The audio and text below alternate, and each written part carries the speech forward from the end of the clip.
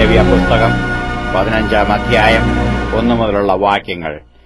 യഹോവ പിന്നെയും മോശെയോടും അഹരോനോടും അരുളിച്ചെയ്തത്, നിങ്ങൾ ഇസ്രായേൽ മക്കളോട് പറയേണ്ടത് എന്തെന്നാൽ, ആർക്കെങ്കിലും തന്റെ അംഗത്തിൽ ശുക്ലസ്രവം ഉണ്ടായാൽ അവൻ സ്രവത്താൽ അശുദ്ധനാകുന്നു. അവന്റെ സ്രവത്താലുള്ള അശുദ്ധിയാവിത്. അവന്റെ അംഗം സ്രവിച്ചുകൊണ്ടിരുന്നാലും അവന്റെ അംഗം സ്രവിക്കാതെ അടഞ്ഞിരുന്നാലും അത് അശുദ്ധി തന്നെ. സ്രവക്കാരൻ കിടക്കുന്ന കിടക്കയൊക്കെയും അശുദ്ധം. അവൻ ഇരിക്കുന്ന സാധനമൊക്കെയും അശുദ്ധം. അവന്റെ കിടക്ക തൊടുന്ന മനുഷ്യൻ വസ്ത്രവലക്കി വെള്ളത്തിൽ കുളിക്കുകയും സന്ധ്യ വരെ അശുദ്ധനായിരിക്കുകയും വേണം. സ്രവക്കാരൻ ഇരുന്ന സാധനത്തിന്മേൽ ഇരിക്കുന്നവൻ വസ്ത്രമലക്കി വെള്ളത്തിൽ കുളിക്കുകയും സന്ധ്യ വരെ അശുദ്ധനായിരിക്കുകയും വേണം. സ്രവക്കാരന്റെ ദേഹം തൊടുന്നവൻ വസ്ത്രം അലക്കി വെള്ളത്തിൽ കുളിക്കുകയും സന്ധ്യ വരെ അശുദ്ധനായിരിക്കുകയും വേണം. സ്രവക്കാരൻ ശുദ്ധിയുള്ളവന്റെ മേൽ തുപ്പിയാൽ അവൻ വസ്ത്രം അലക്കി വെള്ളത്തിൽ കുളിക്കുകയും സന്ധ്യ വരെ അശുദ്ധനായിരിക്കുകയും വേണം. സ്രവക്കാരൻ കയറിപ്പോകുന്ന ഏതു വാഹനവും അശുദ്ധമാകുന്നു. അവന്റെ കീഴെ ഇരുന്ന ഏതിനെയും തൊടുന്നവനെല്ലാം സന്ധ്യ വരെ അശുദ്ധനായിരിക്കണം. അവയെ വഹിക്കുന്നവൻ വസ്ത്രവലക്കി വെള്ളത്തിൽ കുളിക്കുകയും സന്ധ്യ വരെ അശുദ്ധനായിരിക്കുകയും വേണം. സ്രവക്കാരൻ വെള്ളം കൊണ്ട് കൈ കഴുകാതെ ആരെയെങ്കിലും തൊട്ടാൽ അവൻ വസ്ത്രവലക്കി വെള്ളത്തിൽ കുളിക്കുകയും സന്ധ്യ വരെ അശുദ്ധനായിരിക്കുകയും വേണം. സ്രവക്കാരൻ തൊട്ട മൺപാത്രം ഉടച്ചു കളയണം.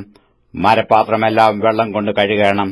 സ്രവക്കാരൻ സ്രവം മാറി ശുദ്ധിയുള്ളവനാകുമ്പോൾ ശുദ്ധീകരണത്തിനായി 7 ദിവസം എണ്ണീട്ടു വസ്ത്രമലക്കി ദേഹം ഒഴുക്കി വെള്ളത്തിൽ കഴുകണം. എന്നാൽ അവൻ ശുദ്ധിയുള്ളവനാകും. 8-ാം ദിവസം അവൻ 2 കുറുപ്രാവിനെയോ 2 പ്രാവിൻ കുഞ്ഞിനെയോ എടുത്ത് സമാഗമന കൂടാരത്തിന്റെ വാതിൽക്കൽ യഹോവയുടെ സന്നിധിയിൽ വന്നു അവയെ പുരോഹിതന്റെ പക്കൽ കൊടുക്കണം. പുരോഹിതൻ അവയിൽ ഒന്നിനെ പാപയാഗമായിട്ടും മറ്റേതിനെ ഹോമയാഗമായിട്ടും അർപ്പിക്കണം. ഇങ്ങനെ പുരോഹിതൻ അവനു വേണ്ടി യഹോവയുടെ സന്നിധിയിൽ അവന്റെ സ്രവത്തിനു പ്രായശ്ചിത്തം കഴിക്കണം.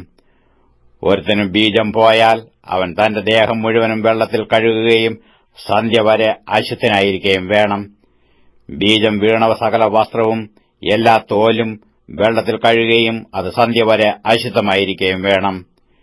പുരുഷനും സ്ത്രീയും തമ്മിൽ ബീജസ്ഖലനത്തോടുകൂടെ ശയിച്ചാൽ ഇരുവരും വെള്ളത്തിൽ കുളിക്കുകയും സന്ധ്യ വരെ അശുദ്ധരായിരിക്കുകയും വേണം. ഒരു സ്ത്രീക്ക് സ്രവമുണ്ടായി അവളുടെ അംഗസ്രവം രക്തമായിരുന്നാൽ അവൾ 7 ദിവസം അശുദ്ധിയായിരിക്കണം. അവളെ തൊടുന്നവനെല്ലാം സന്ധ്യ വരെ അശുദ്ധനായിരിക്കണം. അവളുടെ അശുദ്ധിയിൽ അവൾ ഏതിന്മേലെങ്കിലും കിടന്നാൽ അതൊക്കെയും അശുദ്ധമായിരിക്കണം. അവൾ ഏതിന്മേലെങ്കിലും ഇരുന്നാൽ അതൊക്കെയും അശുദ്ധമായിരിക്കണം. അവളുടെ കിടക്ക തൊടുന്നവനെല്ലാം വസ്ത്രമലക്കി വെള്ളത്തിൽ കുളിക്കുകയും സന്ധ്യ വരെ അശുദ്ധനായിരിക്കുകയും വേണം.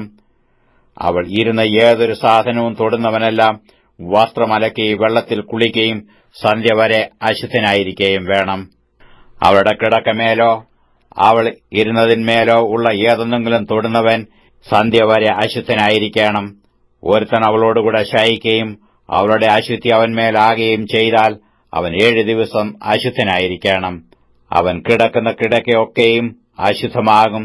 ഒരു സ്ത്രീക്ക് ഋതുകാലത്തല്ലാതെ രക്തസ്രവം ഏറിയ ദിവസം ഉണ്ടാകുകയോ ഋതുകാലം കവിഞ്ഞ് സ്രവിക്കുകയോ ചെയ്താൽ അവളുടെ അശുദ്ധിയുടെ സ്രവകാലമൊക്കെയും ഋതുകാലം പോലെ ഇരിക്കണം. അവൾ അശുദ്ധിയായിരിക്കണം. രക്തസ്രവമുള്ള കാലത്തെല്ലാം അവൾ കിടക്കുന്ന കിടക്കയൊക്കെയും ഋതുകാലത്തിലെ കിടക്ക പോലെ ഇരിക്കണം. അവൾ ഇരിക്കുന്ന സാധനമൊക്കെയും ഋതുകാലത്തിലെ അശുദ്ധി പോലെ അശുദ്ധമായിരിക്കണം. അവ തൊടുന്നവനെല്ലാം അശുദ്ധനാകും. അവൻ വസ്ത്രമലക്കി വെള്ളത്തിൽ കുളിക്കുകയും സന്ധ്യ വരെ അശുദ്ധനായിരിക്കുകയും വേണം. രക്തസ്രവം മാറി ശുദ്ധിയുള്ളവളായാൽ അവൾ 7 ദിവസം എണ്ണിക്കൊള്ളണം. അതിന്റെ ശേഷം അവൾ ശുദ്ധിയുള്ളവളാകും. 8-ാം ദിവസം അവൾ 2 കുറുപ്രാവിനെയോ 2 പ്രാവിൻ കുഞ്ഞിനെയോ എടുത്തു സമാഗമന കൂടാരത്തിന്റെ വാതിൽക്കൽ പുരോഹിതന്റെ അടുക്കൽ കൊണ്ടുവരണം. പുരോഹിതന് ഒന്നിനെ പാപയാഗമായിട്ടും മറ്റേതിനെ ഹോമയാഗമായിട്ടും അർപ്പിക്കണം. ഇങ്ങനെ പുരോഹിതൻ അവൾക്കു വേണ്ടി യഹോവയുടെ സന്നിധിയിൽ അവരുടെ അശുദ്ധിയുടെ രക്തസ്രവം നിമിത്തം പ്രായശ്ചിത്തം കഴിക്കണം. ഇസ്രായേൽ മക്കളുടെ നടുവിലുള്ള എന്റെ നിവാസം അവർ അശുദ്ധമാക്കിയിട്ട് തങ്ങളുടെ അശുദ്ധികളിൽ മരിക്കാതിരിക്കേണ്ടതിന് നിങ്ങൾ അവരുടെ അശുദ്ധിയെക്കുറിച്ച് അവരെ ഇങ്ങനെ പ്രബോധിപ്പിക്കണം. ഇത് സ്രവക്കാരനും ബീജസ്ഖലനത്താൽ അശുദ്ധനായവനും ഋതുസംബന്ധമായ ദീനമുള്ളവർക്കും സ്രവമുള്ള പുരുഷനും സ്ത്രീക്കും അശുദ്ധിയോടുകൂടെ ശയിക്കുന്നവനും ഉള്ള പ്രമാണം.